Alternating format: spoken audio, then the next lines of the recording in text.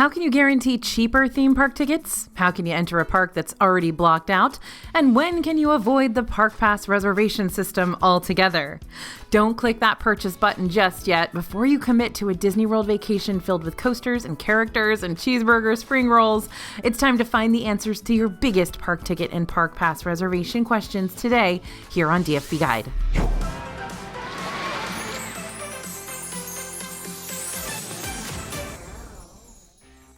Hey everybody, it's AJ for Disney Food Blog. Back in the day, it was a bit easier for people trying to purchase Disney World tickets for impromptu trips, but nowadays a lot of extra planning needs to happen before you're ready to commit to such a huge undertaking. And that's why we're here today, to help you make sure you're not buying the wrong Disney World tickets and to make sure you're making the right Park Pass reservations.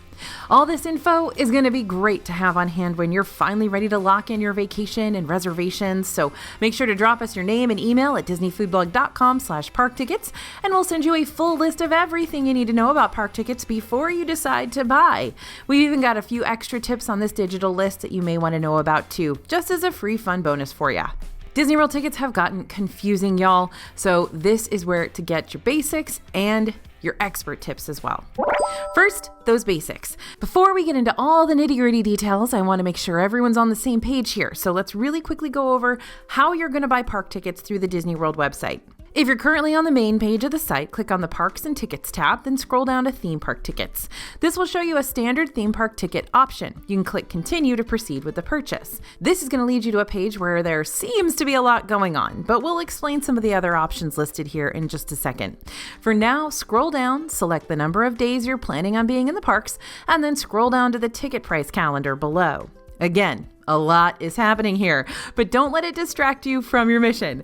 Switch over to the month you'll be taking your vacation, then choose a start date for your visit. After that, you'll need to select a ticket type. Let's just choose the basic 1 park per day for now. Scroll down further and you'll be asked to select the number of tickets you'll be needing to purchase for both the adults and kids in your party. At the bottom of the page, you'll receive your current park ticket total. If it looks right to you, it'll be high, don't get me wrong, but if it looks right to you, go ahead and click Continue. The next page will ask you if you want to go ahead and add Memory Maker to your tickets, which gives you all the PhotoPass downloads you'll take in the parks during your trip. Now, if you don't add Memory Maker right now, that doesn't mean you won't get the chance later on if you change your mind, but the big benefit of adding Memory Maker before your trip is that you'll save money on the package. If you buy Memory Maker before, you'll pay $169 total for all your Disney picks, but if you pay for it after your trip, you'll have to pay $199 for the package instead. Whether you add on Memory Maker right then or not, select Continue. And then you'll officially be at the checkout page, which the website will direct you through from there. So is buying tickets really that easy? Well, let's say you're not just wanting to purchase the basic 1 park per day tickets. What if you're wanting to purchase a vacation package with your Disney hotel room and tickets included? Then you're going to have to take a different approach. I'm going to use Disney's Coronado Springs Resort as an example. When you're on the main page for Coronado Springs, tap over to the Room Rates tab. Here, you're going to find a selection of all the different room types that'll be available during your trip's time frame.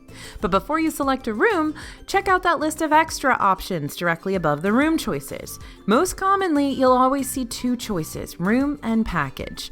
If you're just planning on paying for the hotel and hotel only, they call that a room-only reservation, so select room.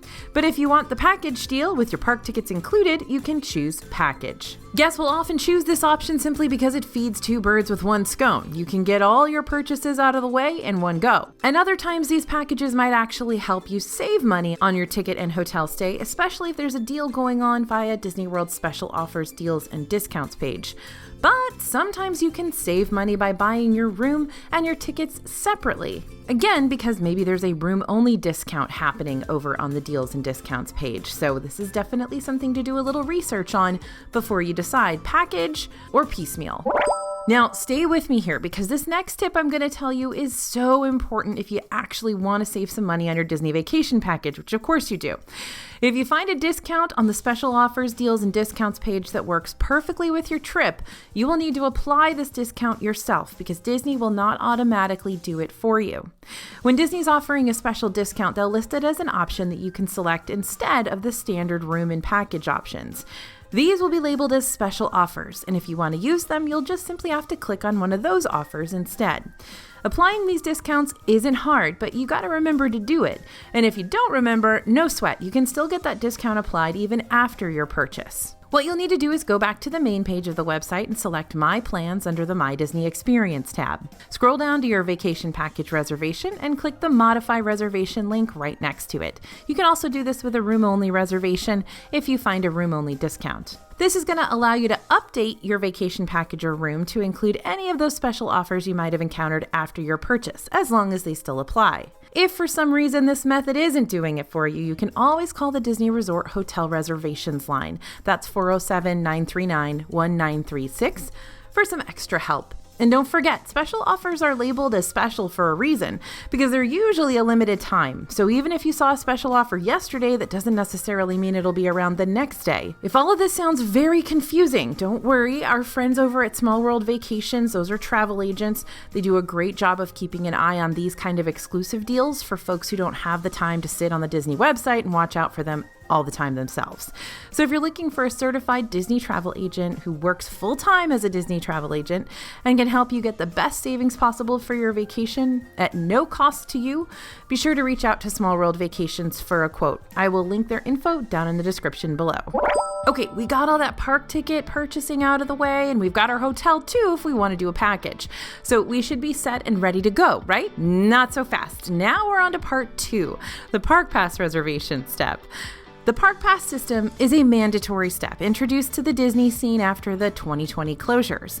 Guests basically have to complete this in order to visit any of the 4 Disney World theme parks. You can't go to the parks anymore with just a ticket. You have to have both a ticket and a Park Pass.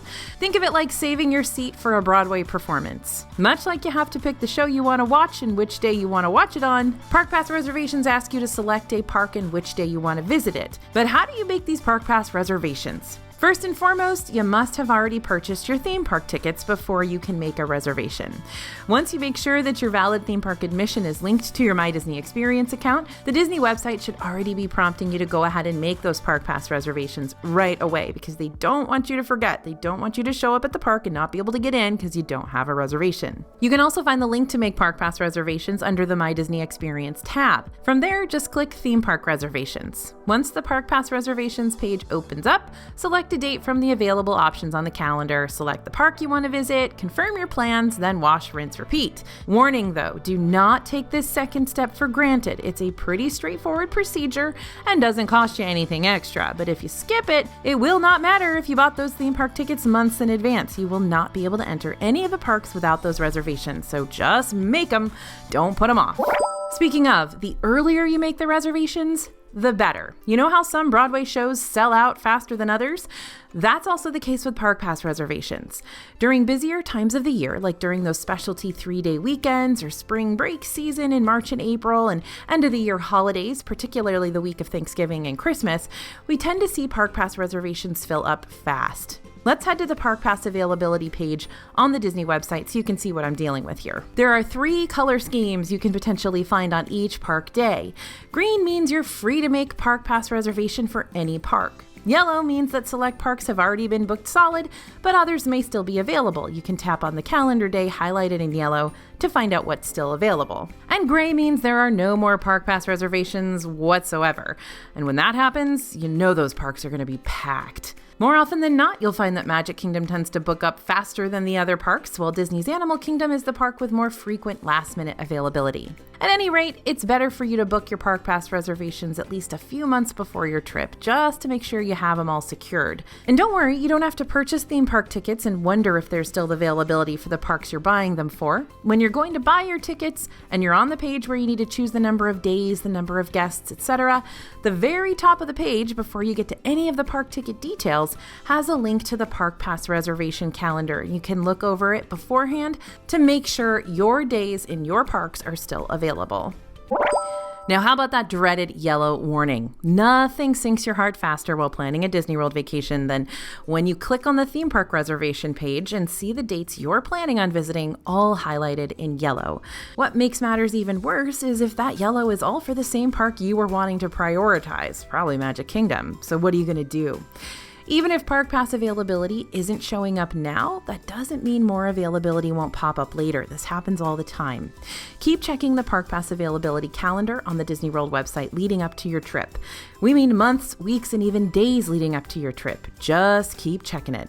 Let's say you planned a Disney trip and weren't able to get a Magic Kingdom reservation, so you booked a Hollywood Studios one instead. But right before your trip, you notice some availability in Magic Kingdom. If that happens, you can absolutely modify your reservation and switch it to the park you'd rather go to. We've also seen Disney release more park passes on sold-out days in order to let more people into the parks. We actually saw this happen during the 2022 holiday season a lot. Magic Kingdom was sold out throughout Christmas week, and then bam, Disney released more park passes, allowing more guests to come and enjoy the parks. This happened multiple times. You can modify reservations in the same place you can make reservations under the My Disney Experience tab via the Theme Park Reservations option. Don't lose hope, keep checking. Also, let's go back to the theme park reservation calendar because there's an important feature I don't want you to miss that could make the difference between getting that reservation you want and not getting it. There are actually 3 different Park Pass reservation calendars for you to browse. The first is for standard theme park tickets. The second is for those who are staying at a Disney World hotel. And the third is for annual pass holders only. Unless you're an annual pass holder, you won't have any need for that third option. But if you book both a Disney resort and park tickets, then you'll be able to check out both the select resort reservation calendar and the standard theme park ticket calendar while you're browsing Park Pass availability. Sometimes you just might find that one calendar has availability that the other one doesn't have, and vice versa. Usually you'll find that they open up the most availability for people who have hotel reservations. But sometimes that's different. Okay, got your park tickets and your Park Pass reservations all locked in? Fabulous. Now you've got to decide how you're going to hold on to them. There are 3 different ways you can hold on to your tickets and reservations. The first is the traditional way with a Key to the World card. The Key to the World card is basically a plastic card that's got a cute Disney character slapped onto the front of it, and these bad boys are totally free to use, and all you got to do is get your hands on one by requesting them at the front desk at a Disney World Resort hotel or over at Guest Relations before entering one of the theme parks. These cards can be connected to your My Disney Experience profile, and they can allow you to successfully scan into the parks and also unlock your Disney hotel room door, connect your PhotoPass pictures that you take around the parks, and even work as a second payment method if you connect your credit card information to your Disney resort ahead of time. The second way you can hold only your ticket info is still free, but a bit more high tech, and that's your Magic Mobile option. Magic Mobile's digital service essentially turns your phone into your Key to the World card through the My Disney Experience app. You can find these tickets and reservations by tapping on the little hamburger menu button at the right-hand corner of your screen, and Disney Magic Mobile should be the third option down next to your future plans.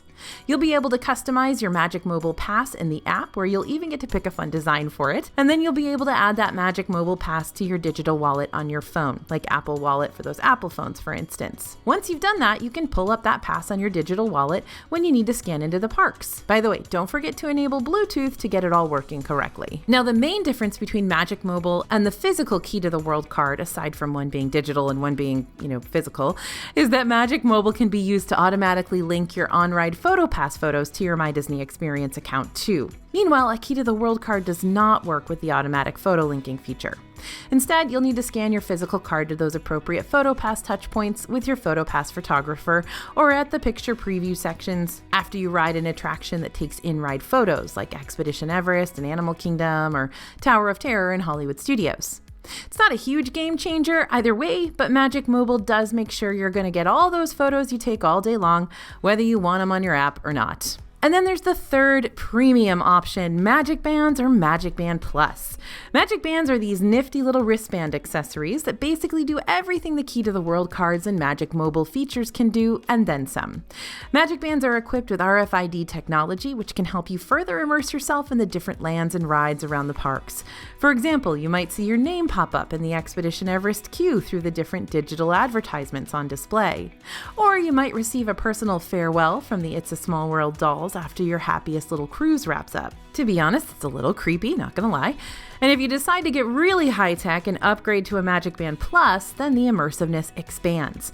Your band can light up in sync with the fireworks shows or allow you to take part in specialty games, like you can do over in Galaxy's Edge with the Batu Bounty Hunters scavenger hunt. As you track down bounties there, your band will light up and vibrate to let you know when you've steered off course and when your bounty's getting warmer. Not to mention, the magic bands just make for an all-around cute souvenir, like a pair of mini ears. They come in all sorts of colors and designs, from the most basic patterns to the most out there limited edition character designs. And if you plan on going to Disney World again later on, you don't have to buy a whole other band if you don't want to. You can always use your same magic band to hold your cards and info every single time you go. But I've got to bring it back around to the main argument against these bands: the cost. For a Key to the World card and Magic Mobile, you don't have to pay an extra cent to use them. Meanwhile, Magic Band and Magic Band Plus prices vary. The cheapest Magic Band option you've got is the solid color choice for around $20, while the most expensive Magic Band Plus options with those specialty designs can get as high as $45 or more per band. That means a family of 4 could end up having to pay an extra $80 to $180 just for Magic Bands alone.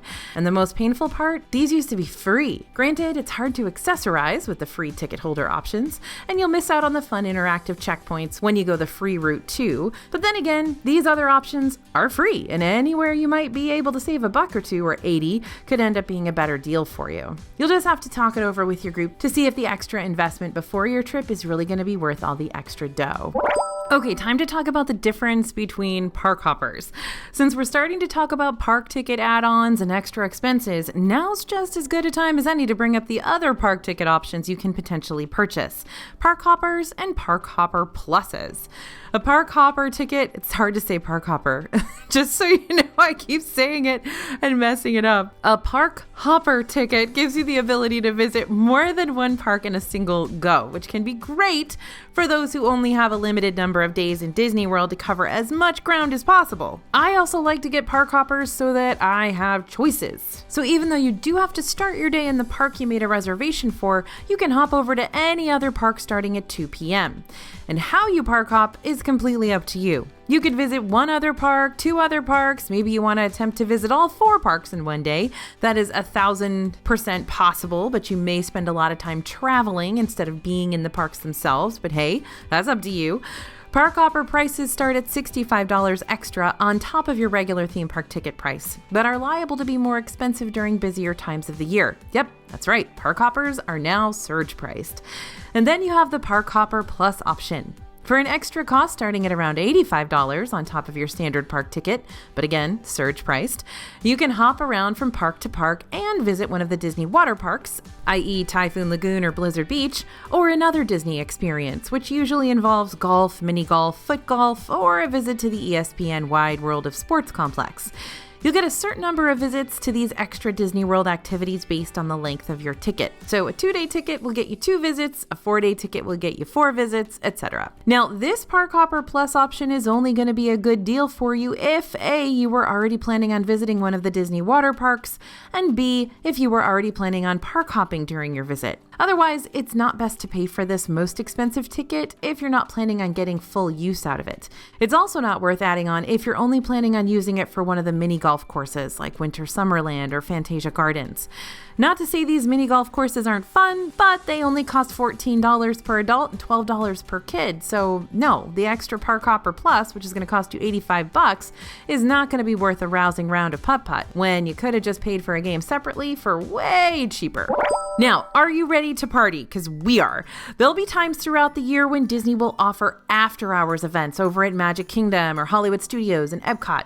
For certain nights, you'll be able to buy tickets to enter these parks as early as 7 p.m. and stay in the parks 3 hours after they close for everyone else, meaning you'll be able to conquer so many rides in a single go without having to worry about massive crowds everywhere you turn. Since these events will be capped off at a certain number of guests to guarantee crowd levels will stay low. You'll also get free snacks throughout the night at after-hours parties like popcorn, Mickey Premium ice cream bars, and sodas. Similarly, Magic Kingdom specifically has after-hours parties toward the end of the year, like Mickey's Not So Scary Halloween Party and Mickey's Very Merry Christmas Party, which will not only give you the chance to ride a ton of rides with fewer crowds like the after-hours events do, but you'll also be able to participate in fun, festive holiday shenanigans like trick-or-treating, or watching specialty parades and fireworks shows, or dancing in Snope down Main Street, USA. These particular events also let you get in with your party ticket at 4 p.m. instead of 7 p.m. The thing about these events and parties is that they can can often cost the same amount or more than a regular theme park ticket for the day. But I'm not saying those prices aren't worth it. What I am saying is that things can get awfully expensive if you decide to buy both a day ticket and an evening event ticket, as in double the amount you'd normally pay for a standard visit to the parks. The good news, you don't have to pay for both ticket types if you don't want to. If you'd rather stick with seeing the parks during the day, then just purchase the regular theme park ticket. But if you'd rather check out the party scene and skip the daytime park visit altogether, then stick with an after-hours ticket this time around. And if you really do want to experience the parks both during the day and at night, especially when you're not planning on returning to Disney World anytime soon, then don't let me stop you. There are no wrong answers here. It just depends on what you and your travel group decide to land on. Now, after-hours parties can be a great replacement for a daytime ticket because during those events, you don't have to deal with the crowds, you don't have to deal with the oppressive heat, you don't have to fight the battle with Disney Genie Plus. So there are a lot of benefits to choosing an after-hours event or a specialty event party instead of going during the day, especially in the middle of the summer. This next tip is very, very important. You're not going to want to buy park tickets for a time when your trip is still very much up in the air, because park tickets do have a shelf life.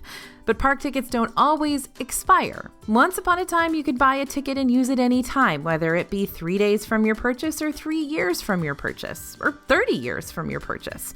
But nowadays, Disney's a bit more strict on when you can and can't use that park ticket you paid for. A park ticket's lifespan ranges between 1 and 10 days from the date you selected, and depending on how many days you choose to visit the parks will determine how long your ticket's lifespan is. Let's look at the August 2023 calendar, for example.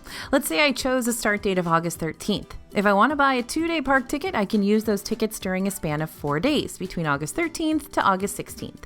But if I wanted to buy a 4-day park ticket, I can use those tickets during a span of 7 days, between August 13th to August 19th. You get the picture. The fewer park ticket days you choose, the shorter your time frame to use them. And the more tickets you choose, the longer your time frame extends. Let's say you choose a park ticket time frame, but ended up needing to bump up your vacation by a few weeks, or maybe even bump it back by a few weeks. As long as you haven't reached the starting point of your original ticket range, you're more than welcome to modify these tickets as needed. To change those dates, go to your My Disney Experience account, select My Plans, and then select Change Tickets.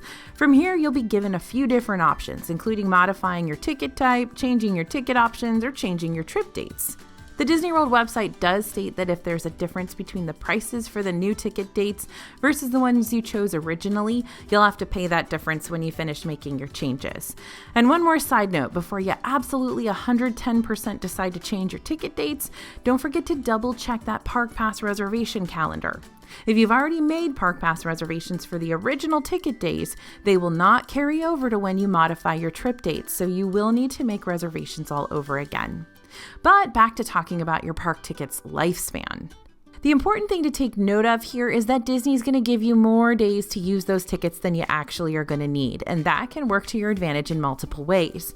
First off, you don't have to use park tickets consecutively, so if you buy those 4-day park tickets starting August 13th, you can split those parks up however you see fit. You can use those tickets all at once, or you can space them out. Maybe use 2 park days on August 13th and 14th, take a 2-day break, and then use the other 2 on the 17th and 18th, or you can choose the 13th as your start date and still settle on using those tickets at the tail end of your park ticket lifespan from the 16th to the 19th instead. Which leads me to the second advantage this ticket price range gives you. You can choose the cheaper ticket range. The amount you pay for your park tickets all depends on the starting date you select. Let's look at August again, on those dates ranging between August 13th to August 19th for our 4 days worth of park tickets. Notice how every day on the calendar shows a different price point. So if I select August 13th as my start date, it doesn't matter what other prices in that ticket range say, I will pay that $125 as listed on August 13th for every single one of my 4-day tickets. But is that really going to give me the cheapest ticket option available? Take a look at that range again. If I were to have chosen my starting date as August 16th, the ticket price drops down to $123 per ticket. Sure, my 7-day ticket range would shift a bit if I chose this date instead, but I'd still have August 16th to 19th in my visiting range like I had before. Or if you had even more flexibility with your schedule, you could possibly select your starting date for August 20th, which features the cheapest 4-day park days of the month, priced at $114. It just takes some playing around with not only the park ticket calendar, but also your own trip's schedule. How much flexibility for your trip will you have have and which ticket starting date is going to help you save the most money during your vacation's time frame. It costs you nothing to experiment, and Disney doesn't hide the different ticket prices from you, so you can totally check these prices at any time to find out which starting dates will have the most expensive tickets and which will save you some dollars. Next, you've got those single-day tickets, which come in and mess everything up. Just kidding, but not really.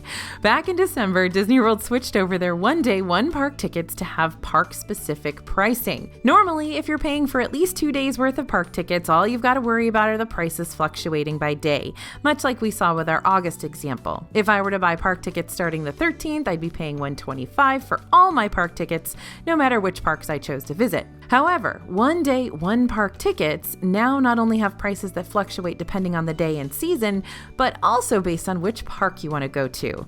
So let's say I only wanted to visit one park on August 13th and do other things in Orlando during the rest of my vacation, like check out Universal Studios or go to a wax museum or drive a bit further and chill on one of the beaches. These are the prices per park that I can expect to pay.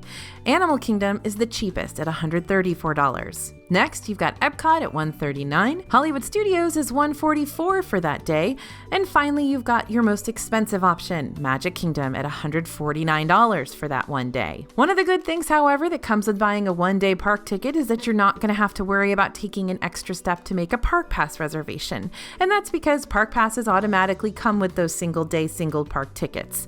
After all, if you're paying a park-based price, then that park is obviously open for the day. But let me throw a hypothetical situation your way. Let's say you pay for a one-day park ticket to Epcot, but your group changes their mind later on and decides they want to spend that single day in Hollywood Studios instead. What happens then? I mean, you've already paid the price for an Epcot ticket and you have the reservation in place. So does that mean you're stuck? No, you're not. You can still make adjustments as long as Park Pass reservations are still available for the park you want to switch to. But you'll probably need to reach out to guest services by phone at 407-939-1289, or you can email your ticket questions at ticket.inquiries@disneyworld.com. Just keep in mind that if you're switching to a park that was set at a higher price originally, you will need to pay the difference after you successfully switch over.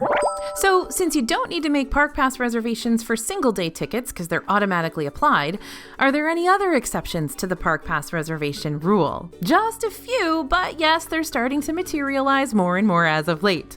First and foremost, you do not have to worry about making Park Pass reservations for the parks you hop to each day. So if you made a Park Pass reservation for, say, Epcot, you do not have to make a reservation for the next park you hop to after 2 p.m.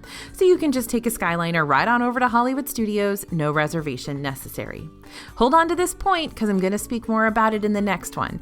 It could end up being your biggest secret weapon yet. Now, speaking of 2 p.m., if you're an annual pass holder, and this is brand new, y'all, you no longer need to make reservations for the parks if you're planning on visiting them after 2 p.m. The only exception to this rule is Magic Kingdom on the weekends, for which you'll still need to make a Park Pass reservation. So let me repeat that. If you're an annual pass holder and you're just going to your first park after 2 p.m., like you get out of work and you're going to go to Epcot at 4 o'clock, you don't need a Park Pass reservation for that park, unless it's Magic Kingdom and a weekend. Got it? Okay. Disney's after-hours events and Magic Kingdom's after-hours parties also do not require any sort of Park Pass reservation, but your event/party ticket won't get you into the park until 3 hours before the festivities kick off. So, like I mentioned earlier, if you want to visit one of the parks during the day, you will have to invest in a regular park ticket and make a Park Pass reservation along with it. Finally, there's no need to worry about making any sort of Park Pass reservation for places like Disney Springs, the Disney water parks, the hotels, or Galactic Star Cruiser, because once you're in, you're in. And remember that point we said to hold on to? Let's talk about park hopping. There may come a time when you really want to go to Magic Kingdom on a certain day, but it just so happens that all the Park Pass reservations have been snatched up and nothing is coming up for you. Maybe you keep clicking back on the website to see if any more Park Pass reservations happen to reappear, or maybe you're religiously checking on other Park Pass reservation calendars for last-minute availability, and nothing budges, not even a little bit. Don't lose hope. You may not be completely out of luck yet. This trip could prove to be the perfect time to invest in a park hopper add-on. Remember how I said you don't have to make a park pass reservation for the second park of the day that you hop to? And can you already see where I'm going with this? If you go ahead and grab a park pass reservation for one of the parks that still has availability, usually Animal Kingdom is a pretty safe bet, you can still potentially park hop over to Magic Kingdom after 2 p.m. and still get in despite reservations being blocked out on the calendar. Now, there's a key word in that sentence that I need you to take very, very seriously, and that is potentially.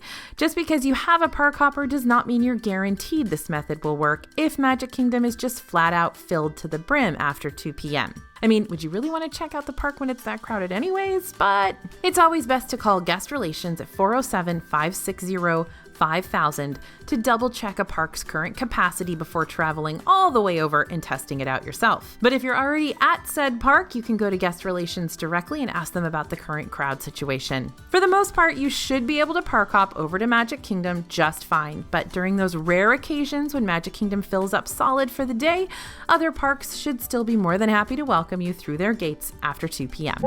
Call it intuition, but I can almost guarantee you that all the different ways we navigate buying Disney World park tickets and making those park pass reservations are not done switching things up on us yet. So don't forget to keep checking back here and on our DFB website for all the latest Disney news and updates to come. And don't forget to drop us your email at disneyfoodblog.com/park tickets for a full list of park ticket tips that you can keep by your side as you go lock in the details of your future Disney World vacation. I hope this has been helpful. We love to do some basics content every once in a while because even the basic stuff can be very involved and difficult at times. And even if you are a theme park expert, if you haven't been to Disney World in a couple of years, lots of stuff has changed. Thanks for listening, everyone, and thanks for watching. As always, this is AJ for Disney Food Blog, and we'll see you real soon.